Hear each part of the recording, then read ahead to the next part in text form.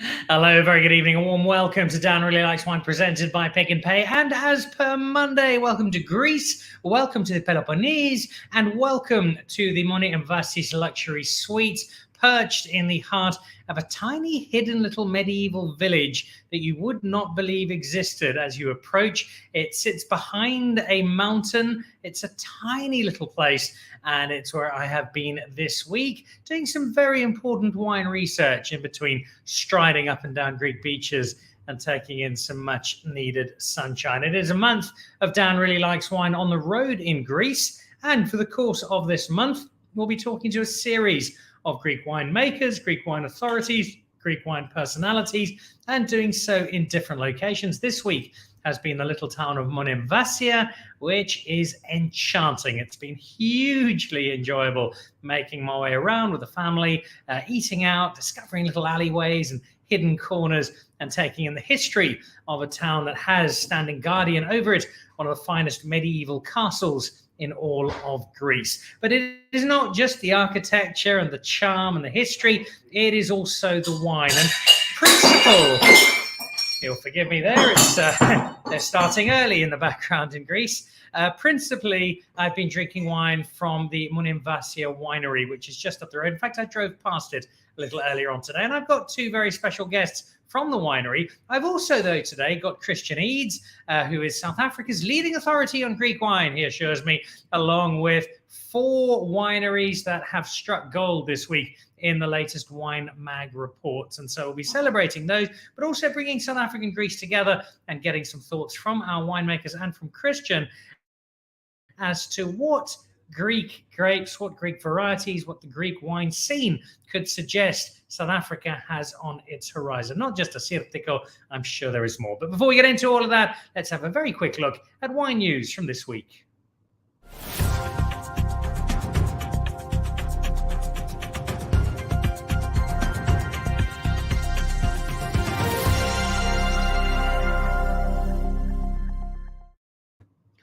Well, let's kick off the Reciprocal Wine Company. They have their annual tasting coming up. Michael Fridjon and his team, an array of wine from around the world. And these are your dates if you'd like to head along. Wednesday and Thursday, 14th, 15th September at Reciprocal Wines in Parktown from 4:30 till supposedly 7:30, but if Fridjon's there, it could end any time before dawn. And what's nice there, it's 495 rand a person. However, it is also 895 rand per couple. So if you're going along as the two of you.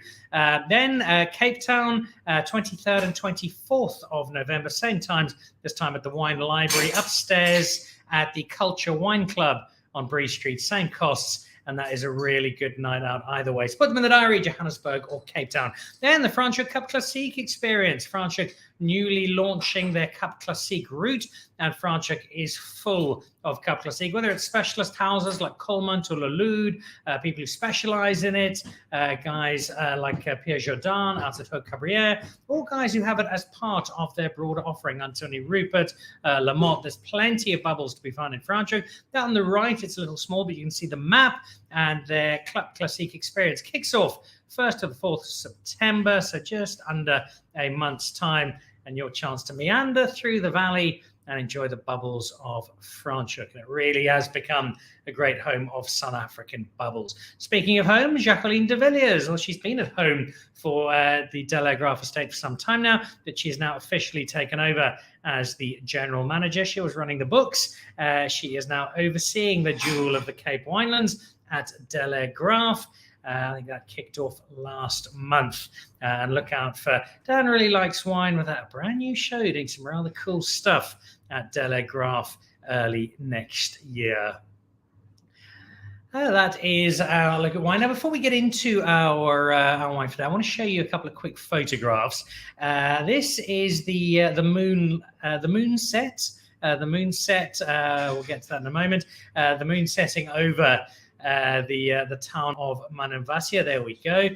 So that's taken from one of the restaurants in town, and that was dinner 2 nights ago. It is a great little spot. And the wine I had, you saw the photo a second ago, the wine that I had, that is the wine, that's the 300 on the left, the white blend, and on the right, a red blend that will get the team to talk us through in a little more detail, but just to give you a sense of where I am and the wine I'm drinking. So on that note, I've got a glass of wine from the winery in hand.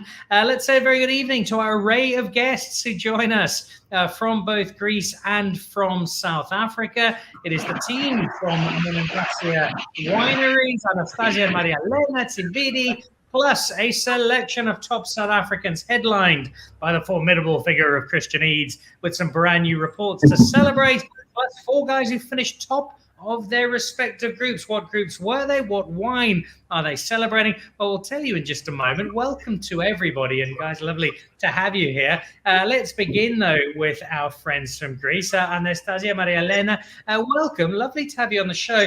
And I have to congratulate you and ask you to congratulate your father, Yorgos, because every single restaurant I've mentioned your wine to, the waiters jump up, the managers jump up. Yorgos, he does such great work. He makes lovely wine. He looks after the local area. You guys have clearly had a really strong impact and are also making some lovely wine, which I'm drinking now. Tell us a little bit about the history of Moni Emvasis Winery, the wines you make, and how it all came about. Oh, thank you so much for your kind words to begin with, and for inviting us today. Our father Yorgos is really passionate about Monemvasia, where he grew up, and he actually decided to start a winery without really knowing too much about wine. His background was totally different. He studied to be a physicist at the university, but he was just so passionate of giving something back to his birthplace and where he grew up in, that he got inspired by the myth of Malvasia, that was an once famous wine of the Middle Ages produced in Monemvasia. And that is how he decided to start the winery and got us involved, of course, in the process. Our winery is exactly as old as Anastasia is. So he decided to start the winery when she was born. So as you can imagine, we are involved in it from a very young age. And a winery that's clearly done very well, Anastasias, in terms of everybody locally embracing it. Every restaurant I've been to has got your wine in it. How much wine do you produce, and what wines do you focus on at the winery? 250, 100 bottles per year. 1,000. But yes. And we focused mainly in local varieties, whites, and some reds also. And I've had several of them. In fact, I'm drinking one at the moment. And this is a Kidonica. And part of today's show, once we've celebrated our South Africans and their success in the prescient Winemag reports, is to get a sense of where South African wine might be going. And we're starting to see a lot of Greek grapes appearing on the South African scene. This is one that I think might slot in quite nicely to South Africa. It's called Kidonica. Tell me a bit about the Kidonica grape and about the wine made from it that I'm drinking at the moment. It is actually a very interesting thought to get Kidonica in South Africa. It might actually work really well. So it is a variety, depending on the region, of course, we're talking about. It is a variety which is kind of aromatic. It has a particularly thick skin, quite aromatic, but not as much as Moscofilero that Katerina spoke in the previous show, Katerina Bosinakis. It is kind of in the medium of aromatics. It has a good acidity. It ripens kind of late, because our region is very warm and arid. It is a good thing to have a bit later the ripening. We don't have any rains to fear of, so it actually is very good because the heat waves kind of get less severe when we move towards September. And the thick skin of the grape also kind of helps to add a bit more structure to the wine. So it is a fresh wine, but it is a wine that can get interesting and kind of age, I think, as well. Of course. It's an interesting variety. Oh, will it work out in South Africa? Well, I want to get some more thoughts from both of you on the success of Greek wine, because it fits in, I think, so well with so many elements of South Africa. Let's get one of our experts in from South Africa to give his views, though. Christian, before we have a look at the prescient reports and the results from this week, first of all, welcome back to the show, and a delight, as always, to have you with us. I know you've been a busy man with all of the judging of late, but a quick thought on Greek wine. We're seeing a Sirthikol pop up all over the place. I think Ibn Sadi's planted 28 brand new varieties over the last year or two, and a number of those are Greek. Is this just let's do something a bit quirky and a bit different for the sake of being cool and chic, or is there a genuine place for these slightly hardier, slightly more drought-resistant Greek grapes in the South African wine space? So, good evening, Dan. I think the motivation behind Greek varieties, but any alternative varieties, is precisely future-proofing against climate change. You bill me as South Africa's leading expert on Greek varieties coming out of South Africa. Thank you for that. It's absolutely unjustified. But I can claim to have tried the first ever bottled Sirthikol, courtesy of Chris and Andrea Molyneux. It's fascinating in that Gary and Kathy Jordan have gone to some lengths to pioneer the grape out of Stellenbosch. As you say, Ibn Sadi's planted some. But the Molyneux are the first to actually get it into bottle and get it certified. So in some sense, there's a sort of some healthy competition as to who's going to make their name with these alternative varieties. Sirthikol being one of them.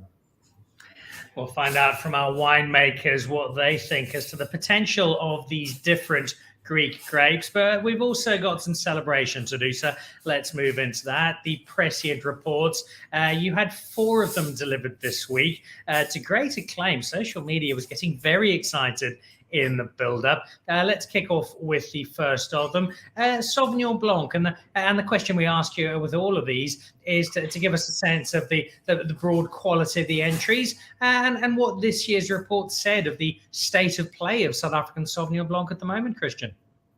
So Sauvignon Blanc performed incredibly well, I have to say. We had 94 entries. But we truth be told, historically we always focused on Sav-Sem blends, which is a very niche category, and simply the numbers, the number of entries that it attracts is small. So how to give Sav-Sem blends more airtime, how to get people excited about Sav-Sem blends. We broadened it so as to include straight Sauvignon and then also straight Semillon. So Sauvignon attracts a lot of entries. It's a very popular, commercially successful variety. The thing I'd say about Sauvignon is at the top end, it's looking very smart indeed. It's fashionable in some quarters to be a bit dismissive of it, but really the top wines are excellent. And then straight Sem is a little geeky, I have to say, although the wines are very good in their own right. And as I say, I've always had a huge admiration for the Sauvignon Semillon blends, and bundling them all together is just a way of trying to give them as much airtime as possible. Well, let's look at that top Sauvignon Blanc performer. And it won't come as a surprise to too many people as to where it hails from, because Cape Point Vineyards have made world-class Sauvignon Blanc something of a hallmark. What did the judges feel made this one extra special, Christian? So, it comes from a very well-recognized producer. Cape Point vineyards. It's wooded, and for the first time this year, we dispensed with the distinction between wooded and unwooded, because increasingly at the top end, it's meaningless in that producers are using all types of fermentation vessels, whether it be barrel or foudre or clay pots, and maybe not exclusively or entirely, but they're using, and then they're also blending Semillon in. And so in terms of the official regulations, you've got a 15% allowance. So increasingly, the top end Sauvignon is the distinction between a straight Sauvignon and a blend is somewhat murky, and the wines are just really complex and intellectually engaging, and Cape Point Reserve being a case in point. Well, let's head over to Stefan from Cape Point Vineyards, who will have smile on face. 94 points, Stefan, top of the lot. It's not unusual for Cape Point Vineyards. You guys have been getting acclaim and applause for your Sauvignon Blanc for many, many years now. Still nice, though, to feature on a list like this and at the very top. Talk us through this wine and what it is about Cape Point Vineyards, other than great winemakers, that allows you to keep delivering such good Sauvignon Blanc. Thanks very much, Dan. So you guys might know that we're situated very close to the ocean. It's about 2 to 3 kilometers as the crow flies. So it's a really cool climate and just fantastic site for Sauvignon Blanc. With the reserve, we've been doing a lot of hard work in the vineyards to kind of get it up to get that kind of recognition that the Islay is known for. So it's basically Riandri and myself selection. We go to more or less the same blocks every year, but we select the parcels that we really like. So it's really a selection of special little parcels in the vineyards that we think that year is really great. The wines are treated very kind of naturally, so it's natural ferments. They go into big 600-liter barrels, mostly kind of second and third fill. So the oak isn't really aggressive, and then how can I say, it's about the fruit, you know. It's we don't do too much in the cellar. I think the site is so amazing that we try to tell the story of this amazing unique site of ours. So yeah, quite a natural process in the cellar. Grapes are whole bunch pressed. The skins do also get quite tough in the conditions up in the mountain, the wind, and like it gets quite stormy up there. So we've got really small yields, and yeah, it's results into kind of smaller bunches and really just concentrated flavors. Yeah, so it's whole bunch pressed, basically goes into barrel and natural ferments. We try to focus on keeping the grapes really healthy, so that there's no real use of sulfur dioxide in the crushing or shall I say rather the pressing of the grapes.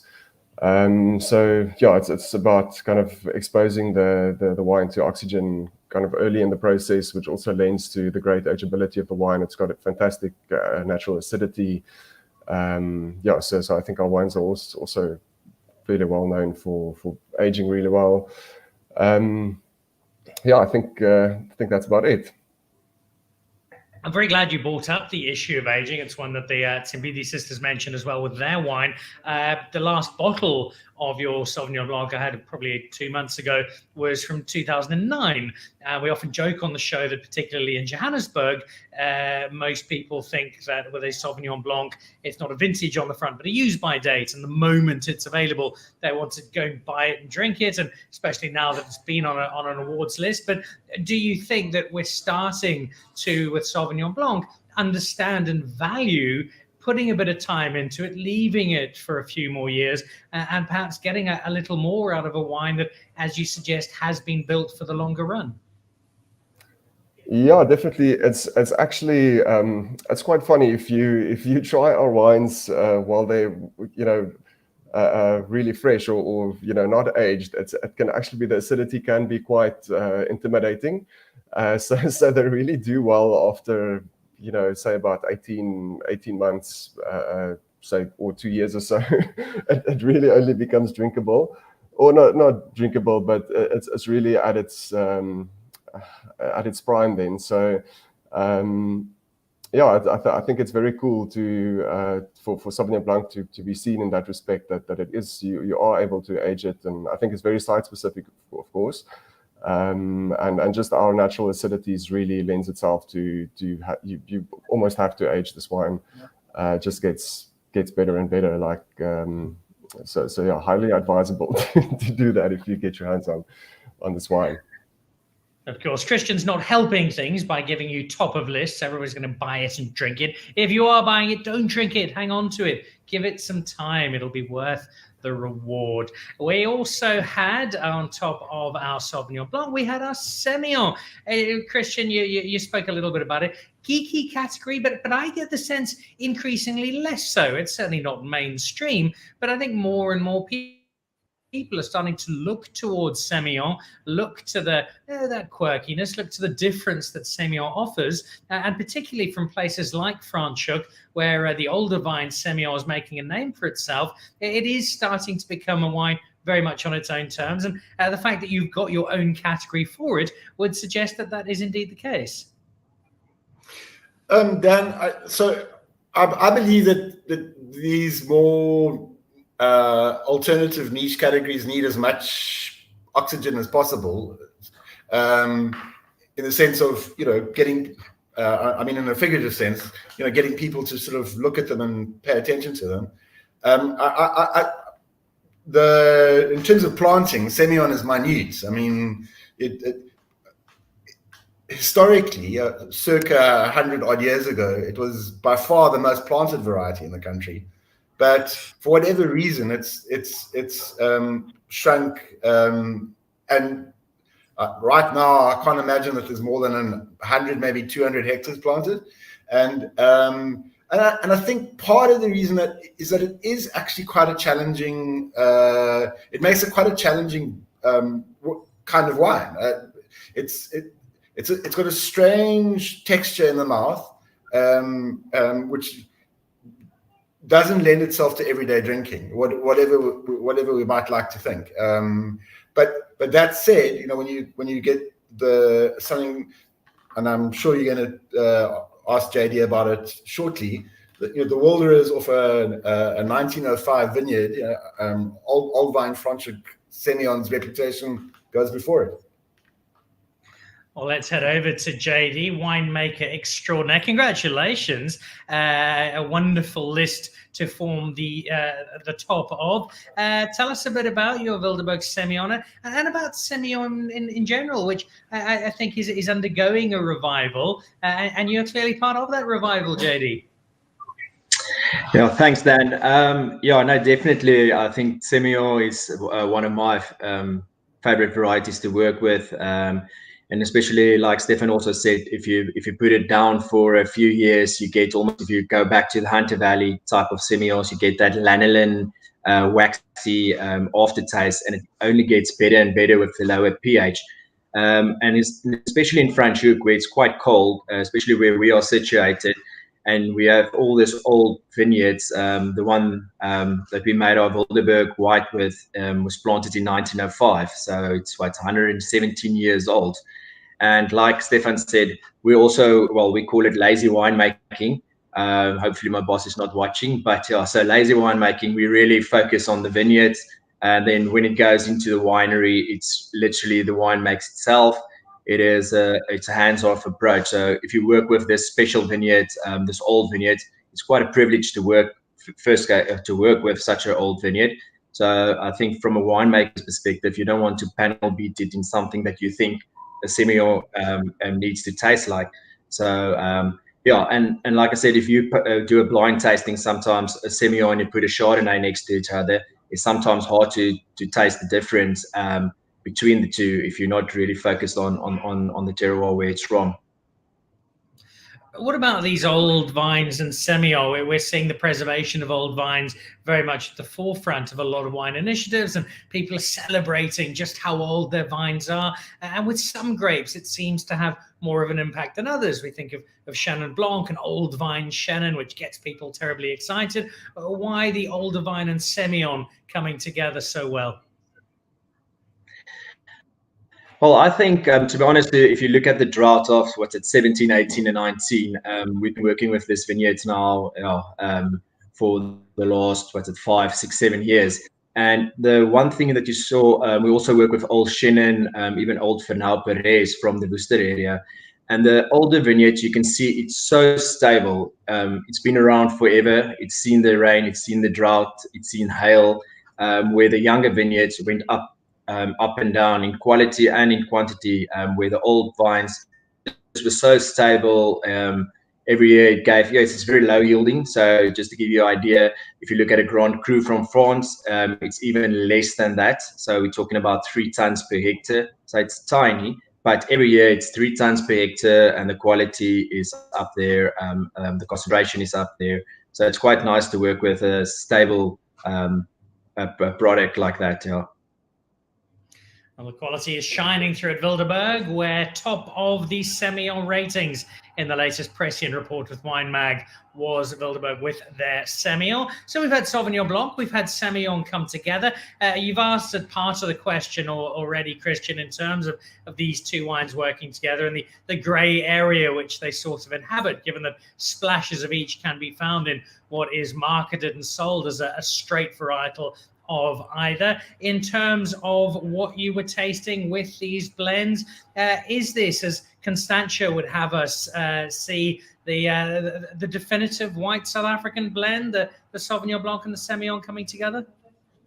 I think that's a fairly loaded question. We have the so-called Cape White blend that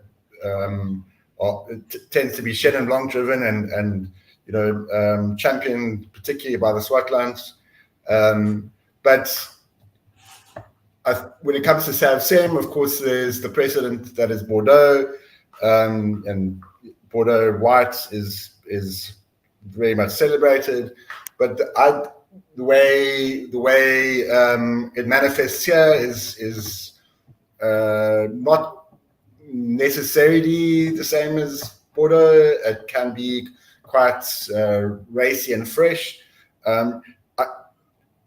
Suffice to say that the two varieties seem to combine incredibly well.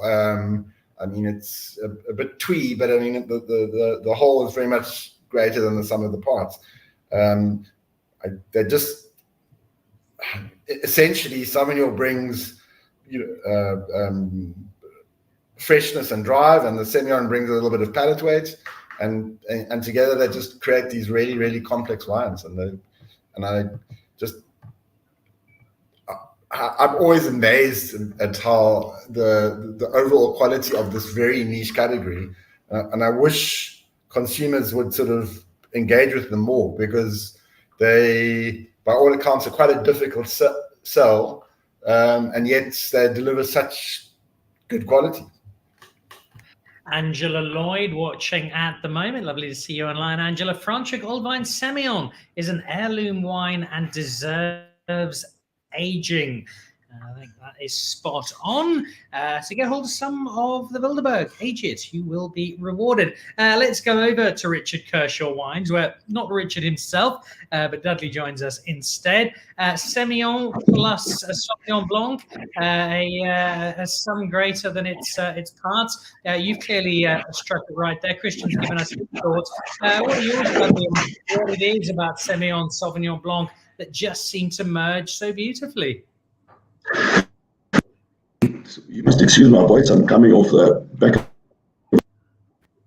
I think it's not just the two cultivars that we're looking at, but where they come from and when one picks as well. We were talking the other day that the heretical idea is Elgin may be too cool to do Sauvignon Blanc on its own. You spoke with Stefan that in cool climates, the acidity can be quite racy and take some time to soften.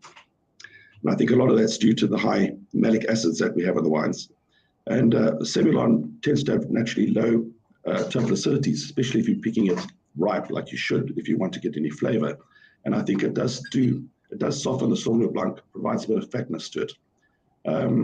So if you look at this wine from Kershaw, it's in the GPS series, not the Kershaw Elgin series. So we've got Sauvignon and Sauvignon Blanc coming from the Heemlen-Aarde area and Elgin as well. Both cool climate areas, so together they form part of the Cape South Coast appellation.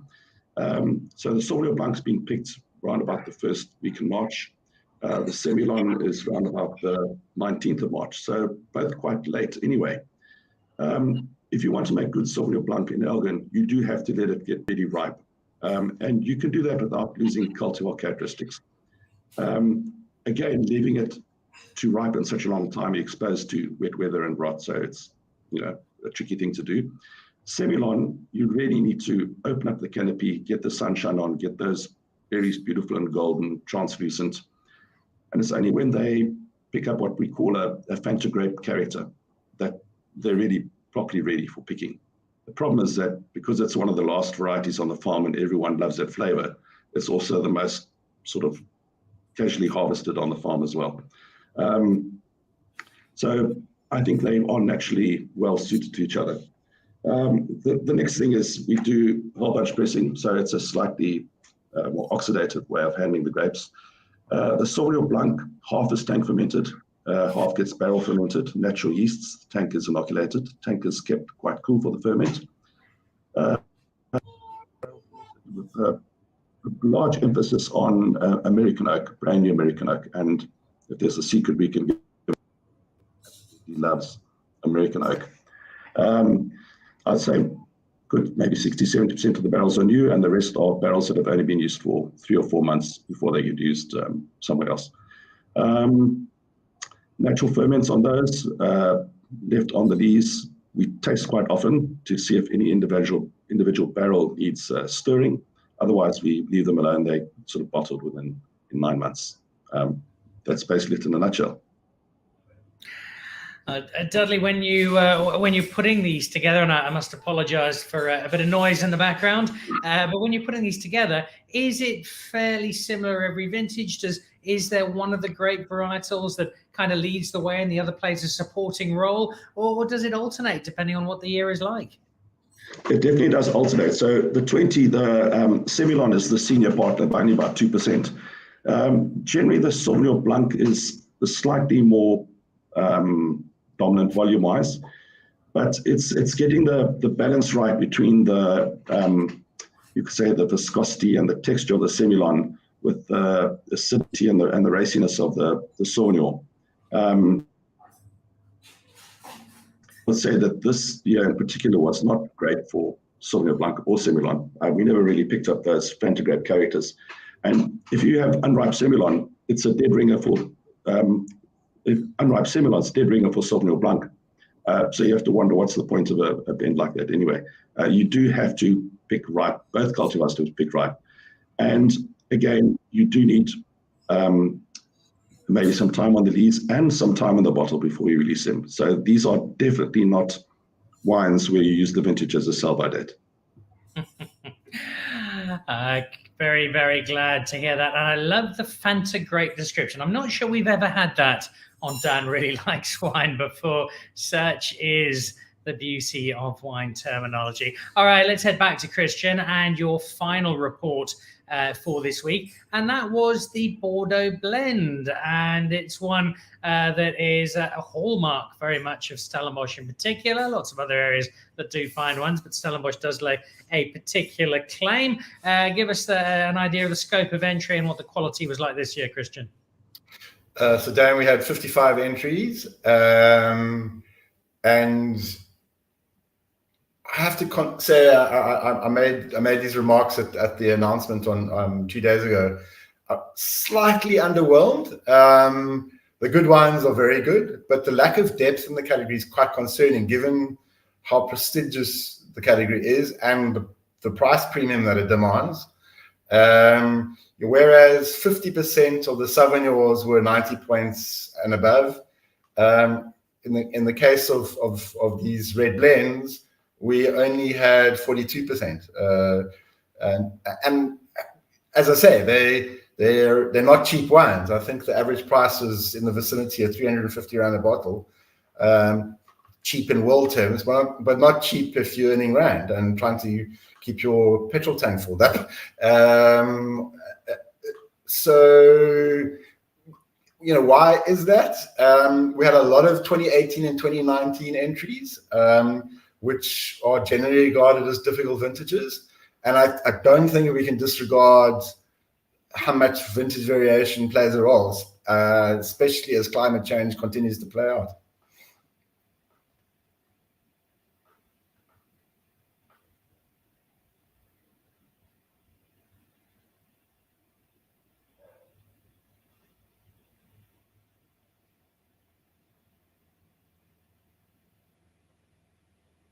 Particular. There we go. If the lower end was a little underwhelming, the top end certainly wasn't. And Peter Volker sat at that very top end. Let's go over to Wim from Peter Volker. What does this award mean to you? What does getting 95 points for the Canoa say about what you've been doing and about the wine you've been making, Wim? Hi, Dan. Thanks for the opportunity to talk about the wine. No, we're very happy about the Canoa 17 being top-rated red blend. The work we've done on the farm is tremendous, with a focus on Cabernet. And I think where we situated in Stellenbosch, sort of in the middle of the Golden Triangle, all our neighbors are really good Cabernet producers. And we produce 2 Cabernet single varietals. We do 2 blends, the Canoa being one of them, and another one with a Cab Syrah. Even our Blanc de Noir is made from 100% Cabernet. So we would like to see a golden thread pull through all our wines, or most of our wines produced, with a focus on Cabernet. And with the Canoa being a blend of 84% Cabernet, is predominantly Cabernet, and the 16% remaining is Cabernet Franc. And I think the area is well known. If you look at Ernie Els and a couple other farms in the area doing really good Bordeaux style blends, where we just want to put the best Bordeaux style in a bottle for that vintage. Some years the Malbec might make it into the blend, or even the Merlot. But for the specific 17 vintage, the Cab and Cab Franc component just showed very, very well. A wine, I think, drinks beautifully already, but also, as we said, with some of the white wines, with age is really beautiful. I think the Canoa is one of those reds that you can really put it away for easily 6 to 8 and even 10 years if you store it correctly. It's quite a intense selection process. We start in the vineyard. We go in and we actually take off the rotten berries or the berries that got sunburned. 2 or 3 days later, if we harvest, then it's a berry selection in the cellar. From there, fermentation straight to barrel, and then when we make up the final blend, and it's a barrel selection, we do about between 30 and 40 different blends, and we work it down until we have about 2 or 3 blends to decide this is the best of the vintage and this is the best blend for that year. 2 years ago, there was Malbec in. I think 2018 is Cab Franc Malbec. So we just try to put the best Bordeaux style blend in a bottle at Peter Volker with a focus on Cabernet.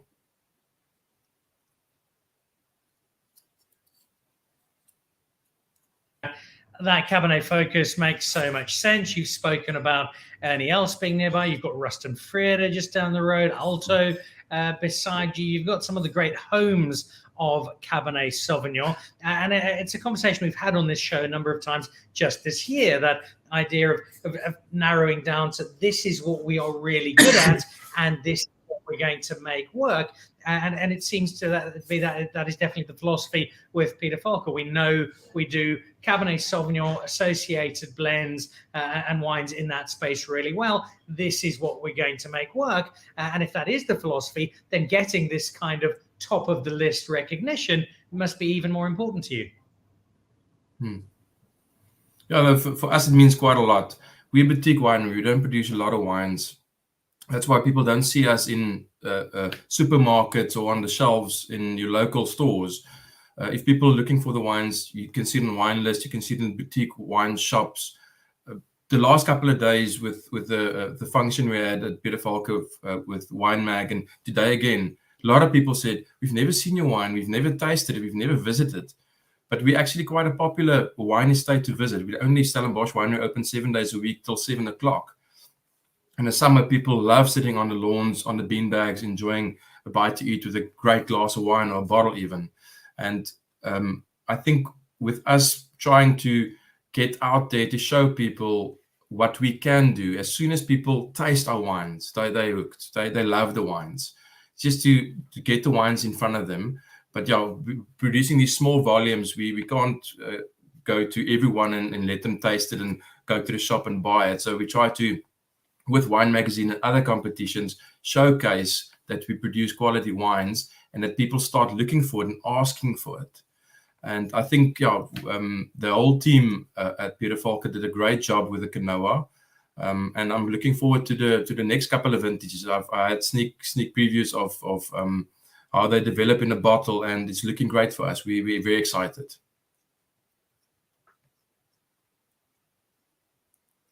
Very quickly, Wim, the name canoa, where does that come from? So it's quite interesting. There's 5 wines in the signature range. There's Canoa, the one we're talking about now. Then there's Kailani. Kailani is the Cabernet. Then there's Alani. That's our Syrah. Then there's the Nulina. That's our MCC, or going forward, it's going to be our Cup Classic. Can't call it Method Cup Classic anymore. And Leilani is our Muscat Alexandria, our sweet wine. And the names come from Mrs. Falke is French Hawaiian, and she grew up in Hawaii. And her kids decided to name their kids Hawaiian names to honor the grandmother or their mother. So all the names for the wines are named after the grandchildren, but with Hawaiian meanings. The multinational nature of wine. That's fantastic. I love stories to wine. Congratulations to all of our top performers on those prescient lists with Winemag. And you're clearly doing what you do really, really well at the moment. But something I have come to know and understand, and I think Christian will readily agree with me here about South African winemakers, is they don't tend to rest on their laurels. They're always looking to improve. They're always looking to try new things. They're always looking to ensure they get the very best out of the offering that they can produce, which is why I think it's really nice to have our Greek team. So I want to head back to our sisters, to Anastasias and Maria Elena, and ask you, in terms of the 2 decades or so now that you have been making wine, I've seen Greek wine improve dramatically in the 15 years or so that I've been coming to Greece with my Greek wife and visiting her village and drinking Greek wine. Would you guys, as Monemvasia Winery, first of all, agree that there's been a very visible improvement in Greek wine over the last 10, 15 years? And if so, what do you think is the reason? Well, first of all, to explain, my sister had to pop out for a little while because we have a cat meowing outside, and she had to see what this was all about. To answer your question, I think that you are right, that Greek wine is on the rise in terms of quality. And the first steps was to have young winemakers wanting to make a difference. For example, Dimitris' father, George Kouras, started in Nemea, trying to do new things, look into the terroir of the area and find the microclimate and different vineyards. Other producers in other places did the same thing. And at the beginning, it was all about the international varieties that most people would focus on. Slowly, they started looking into Greek varieties like Agorgitiko or Xinomavro or Assyrtiko. And when we eventually started going even deeper, like in our case, we only work with local varieties that are not planted all over Greece. So even rarer, you have to admit that at the beginning, even for Greek people, it was something that they did not immediately embrace, as they were more focused on the international varieties themselves and believed that Sauvignon Blanc, for example, would be of higher quality than Kidonica or a grape which was local to an area. This has changed dramatically. And I think in Greece, we have reached the point that there are producers who are doing exceptional wines from international varieties, but also producers that are pouring a lot of energy, like what we do here, in trying to find the potential of the local varieties. And that is how we have managed to have a range of things that we produce and get better. I add year by year. I'm not sure if I answered the question. I think you've answered it superbly. I'd like some advice for us South Africans, but let's speak to the South Africans first of all. Stefan, if I can start with you, part of me says, well, you don't need to change anything. You're making such great Sauvignon Blanc. You've got an influence of Semillon when you need it. You're in a really good space. But then I also know that South African winemakers do have this love of reinvention and this love of adventure. Is there a space for some new varietals in the Cape Point story? And if so, is Greece somewhere you might look to for inspiration? Dan, it's quite interesting that you asked. We've recently planted some Sauvignon Gris. It's a kind of a mutation of Sauvignon Blanc, and it produces these kind of pink colored grape bunches. So it looks very much the growth style. Even the taste, and that's very similar to Sauvignon Blanc, but it's got this beautiful pink red coloring to it. So we planted a very small section in 2019, and we've just ordered some more vines to complete about a hectare's worth of that. So we've just this year, I believe we've managed to fill a 600-liter vat. And so it was quite interesting to see what will come from that. Otherwise, I'm so in love with the site for Sauvignon Blanc. It's just it's almost heresy to do anything else. So it's a bit of a basic answer, but it's really, in my belief, I think we should retain that heritage. So yeah, I think that's where I'm at. Well, look, the new wine does sound really exciting. I also really appreciate that heritage belief and not changing things just for the sake of changing them, because there is so much we do well, and Sauvignon Blanc is something you guys do exceptionally well, and I would hate to lose that. So that is a more than fair answer. What about Semillon? JD, you've got that as a headline act for a number of wines that you're doing. Is there much change on the horizon? And again, is a Mediterranean style of wine, a Greek style of wine, a grape that we know is drought resistant and hardy, something that might flare up in your horizon in the next few years? Dan, so yeah, I think first of all, so we are situated in Franschhoek, but we're quite claustrophobic. So we don't see ourselves as a state. So we go out in the Greater Cape looking for this amazing vineyards and amazing grapes we work with. To be honest, I've never worked with Greek varieties. We work with more niche varieties like Crucian Blanc or Crucian Fernão Perez and stuff like that. So I think there's so much old vineyards and different vineyards that still needs to be discovered in South Africa, rather than just planting for the sake of being different the whole time. I think there's even Chenin Blanc, which is we all know there's spots in South Africa that's not been found yet, and I think like this Winemag tastings, you can put up your hand and say, "Hi, I'm here." So just to go back to that, so we've got a Chenin Blanc, Crucian Blanc, nice Gris, which is quite weird in sense itself. So it's varieties, drought-resistant varieties, that's definitely doing very well, and it's been around for the last, say, 10 to 15 years already in South Africa. So I think for us at Wildeburg, we focus on that, and we keep our old vine story going. So we will focus on old vineyards, Franschhoek and around the Greater Cape, and trying to express that rather than just planting weird varieties for the sake of planting. And I think that's an admirable philosophy, particularly because the Semillon story in a wider space, and especially the older vine Semillon story is still gaining traction. It's very much on the outer fringes of wine in terms of the greater wine drinking public. So I'm glad that you're pushing that. I think you're going to have a huge amount of success with that. Let's head up to Elgin and to Dudley, where Mr. Kershaw is the master of all things clones. So if anybody's going to clone some Assyrtiko, Argitiko, anything else Greek and bring it in to South Africa, would probably be Richard. Is there a flicker of interest from one of the newer members of our Cape Winemakers Guild to go a little Greek in Elgin? I'd like to see Richard react to that.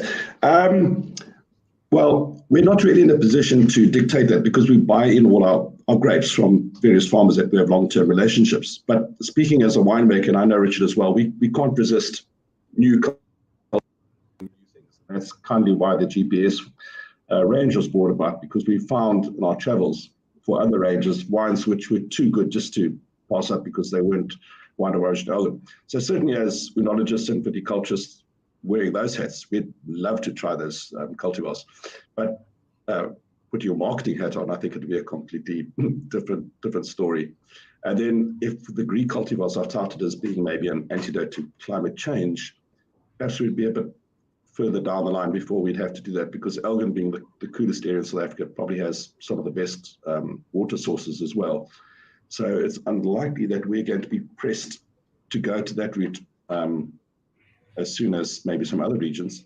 And then we're already battling apples, because apples are far more profitable than grapes. So it's hard enough just to find good Semillon and Sauvignon in the area without trying to twist someone's arm to put in a new Greek cultivar. You make some very good points there. The Swartland is probably your starting point for many of these. And as Christian has mentioned, we're seeing Assyrtiko out of the Molyneux and out of Ibn Sadi, some in Stellenbosch too with the Jordans, but a little further down the line climate change wise. There is a lot to be learned though, even if we're not actually going to be planting them. Vim, in conclusion with our 4 South African wine brands we're talking to this evening, there might not be a need for some Zino Mavro, for instance, in the golden triangle of the Helderberg just yet. But how much do brands like yourselves, especially boutique brands, look at the rest of the world, look at what other people are doing to shape what might be the future of what you're producing, and how to keep improving on what is an already exceptional product? Yeah, no, I think if you look at the Golden Triangle, what we're known for, everyone knows mainly Cab, Bordeaux blends, and Shiraz. And I think if there's ever in the future a possibility of someone pulling out vineyard or piece of land going open, look at it. We're such a boutique farm. We've only got 8 hectares on the vine. We don't have more space to plant anything, but I think there might be 1 or 2 varietals that might be very interesting to look at, especially if you look at climate change. At the moment, I can't see it happening soon, but yeah, the future is unpredictable, and 1 or 2 of those varietals might show very well. And I think Jordan and Ibn Sadi might actually, in the Molyneux, might actually put it on a map and say, listen, take notice, there is value in the Greek varietals, and then people probably start exploring more, and people will go out and listen, say, let's plant a hectare or 2 hectares and see how it goes, even if it's so small, just for something special on the farm or for a wine club, or to do something different to pair with certain foods. But for now, I think I'm probably on a bandwagon with the other guys to say we're quite happy with the varietals we have, but it's going to be interesting to see what Jordan does in Ibn Sadi going forward with those varietals. The adventure that is wine. It's there's always something new to be discussed and to look at, but not to be done at the expense of what is already going so well. And I think with all 4 of our South African producers, we are getting really, really good wine in the spaces they are currently excelling in, as their prescient report status with Winemag would suggest. Before I get a final word from Christian, let's jump back to Moni Emvasis Winery and to Maria Elena. Just a word of advice from you as a Greek wine producer. If some of our South Africans, not necessarily our guests today, but just generally our South African winemakers, were looking at some of the varietals that you guys are producing. What are you finding are the challenges with making wine in Greece that knowing about might be of good knowledge for us South Africans? Interesting question. I think it is very important to kind of experiment, as already has been discussed first, and maybe later on see it going more full scale. This is common sense, but also I think that it has to do with the taste you have and where you want to go. The good thing with the huge range of Greek varieties is that it is there is a variety for pretty much any style of wine you want to create. That's the good thing about it, first of all. So if you are for any case interested in checking out Greek varieties and see what it is all about, there are a lot of things to be seen over there, and that is advantageous for many different terroirs, and it gives a great flexibility. I don't know if that is helpful to anyone, but I think it's the thing I love most about the great range of varieties that we now get to see all around Greece. I think it's not just helpful. I think you might have a few South Africans dropping you emails over the next month or two for a little bit of advice. Christian, I think on the basis of today, we've got to celebrate 4 categories where South Africa is making some really, really strong, exciting wine. Sauvignon Blanc Semillon, the Sauvignon Blanc Semillon blend, and the Bordeaux blend, all of them doing really, really well. But at the same time, we're cognizant that the wine is a space that is always in flux. Fair to say that, yes, we're doing some stuff really, really well, but it's not a bad idea to keep an eye on places like Greece to see what might be part of our wine journey going forward. Dan, I think it's been a fascinating hour, and I think all the input's been really thought-provoking. I just want to correct myself. I said there's maybe 100 or 200 hectares of Semillon planted. It's more like it's just under 1,000 hectares, and Semillon comes in as the 13th most planted variety in the country. So we've got about a total of about 90,000 hectares of vineyard. And the question then therefore becomes, is South Africa, is the national vineyard diversified enough or not enough? So Sauvignon comes in as the 3rd most planted variety at 10,000 hectares. So you've got the top 10 dominating the national planting, and then you've got another 90 odd varieties of minute plantings.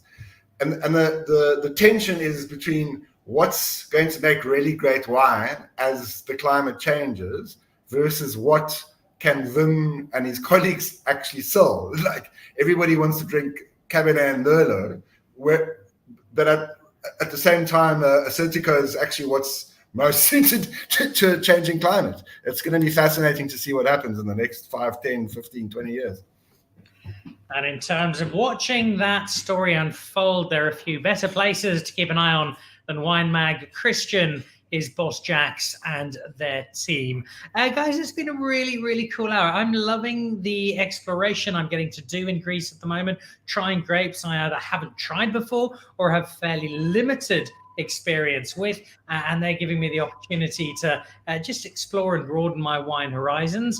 So thank you to our team from Monemvasia Wineries who've been part of that story so far this week, but also thank you to our South African guests who just give us another reminder of what exceptional wine, exceptional world-class wine we continue to make. So Christian, thank you to you and your team of judges for curating the latest reports. Stefan, Dudley, JD, Wim, guys, thank you very, very much indeed. Anastasia, Maria Elena, drinking plenty of your wine, and very happily so. I've got some more of it, the 300 range, which I'll be drinking. I drove past your winery today and gave you a wave. It's been really good fun trying some of your wine. And Christian, I always really enjoy our conversations. We talk too much about wine and not enough about rugby, but we'll rectify that next time out. Maybe some New Zealand winemakers on the show next week if Ellis Park goes according to plan this weekend. Guys, thank you so much. And to Stefan, to Dudley, to JD, and to them, congratulations. Some exceptional wine, well rewarded by an acclaimed panel of judges. And I think it says that you guys are doing something really special with your respective wines. So to our South Africans, cheers and thank you. And Anastasia and Maria Elena, Evharisto Parapoli, thank you very much indeed. And really appreciate the time from all of you. Thank you, guys. Thanks. Cheers. Thanks, Ben. And with that, I will say good evening from the Moni Emvasis Suites in Monemvasia. I am bidding them farewell tomorrow and heading off to my wife's family village in the Peloponnese. And on Monday, the show will be coming to you live from Taverna Itomi in the little village of Mavromati, ancient Messini, where, God help me, I will be drinking wine made by my wife's uncles who taught themselves to make wine and make it in plastic barrels in a garage from grapes they grow themselves with absolutely no winemaking training. It could be my last tasting, but what a way to go out. If I survive that, Thursday's show, joined by Peter Lemmer, as I'm on the island of Sifnos and drinking, amongst others, some Colombard from Ian Nodir in Greece on an island. Find out more next week. For now, thank you very much to Christian, Jax, and the team at Winemag for being wonderful supporters and friends of Dan Really Likes Wine, to 4 terrific South African wine brands who've had great success this week, and to the Monemvasia Winery, the wine of which I'm drinking this evening, the Kidonitsa, which is Poliorea, my friends from the Tsimitsi family. Have a lovely evening. I'm off to have some dinner as the sun sets over the Aegean. I'll see you back on Monday. Have a lovely wine drinking weekend. See you next week. Goodbye. To join the Pick and Pay Wine Club, simply SMS your smart shopper number to 36775. It's absolutely free, and you'll get for yourself 3 times the smart shopper points on every bottle of wine bought. You'll also get a 20% discount on 10 different wines each month, a 25% discount on a case of wine, and a Magnum, some terrific competitions and invitations to awesome events.